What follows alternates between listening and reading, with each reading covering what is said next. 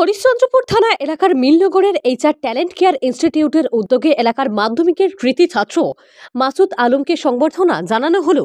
এবারের মাধ্যমিকে মাসুদ 95% নাম্বার পেয়ে রাজ্যে 12তম স্থান অধিকার করেছে। দরিদ্র ঘর থেকে লড়াই করে সেই স্থান অধিকার করাই তার পুরানো স্কুল তাকে এই সংবর্ধনা জানালো। এদিনের এই অনুষ্ঠানে উপস্থিত ছিলেন জেলা পরিষদের সদস্য জহিরুদ্দিন বাবর, শিক্ষা প্রতিষ্ঠানের কর্ণধার আব্দুর রহমান সহ আরো অনেকে। এদিন এই প্রতিষ্ঠানের তরফ থেকে মাসুদের হাতে মেমেন্ট ও ডায়েরি কলম সহ আরো অন্যান্য পুরস্কার দিয়ে তাকে সংবর্ধনা জানানো হয়। মাসুদ জানান, আমি এই সংবর্ধনা পেয়ে গর্বিত।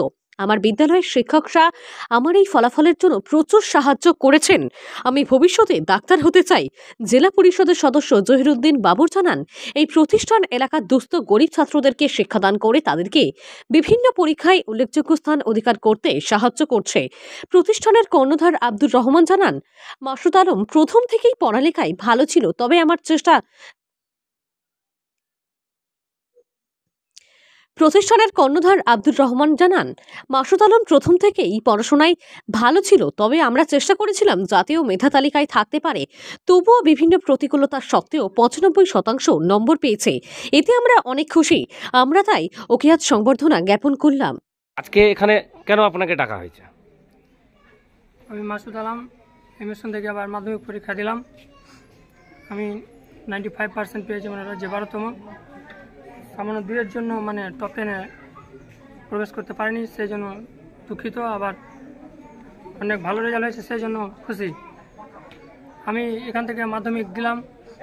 আমাদের স্যাররা ছিলেন অনেক পরিশ্রমী, আমাকে অনেক পরিশ্রম করে মানে প্রচেষ্টা করিয়েছেন, আমাদেরকে হেল্প করেছেন, মানে সর্বশ্রেষ্ঠ চেষ্টা করেছেন যে আমাদেরকে ভালোভাবে তৈরি করার জন্য। বিশেষ করে আমাদের রহমান স্যার, যখন আমরা মানে মে থেকে জুন মাসের ওই সময়তে যখন আমরা পড়ছিলাম না, মানে ভালো মতো স্টাডি করতে পারছিলাম না, তখন আমাদের উপর পুরোটাই আশা ছেড়ে দিয়েছিল।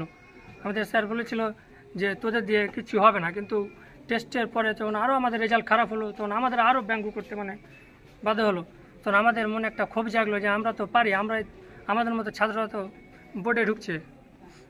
তখন থেকে আমি প্রিপারেশন চালু করে দিই, কিন্তু দুর্ভাগ্যবশত আমায় অসুখের জন্য আমি মানে চেষ্টাটা করতে পারিনি, সর্বশ্রেষ্ঠ চেষ্টাটা। তাও আমি যেটা করেছি সেটাতে অনেক খুশি, অনেক ভালো লাগছে।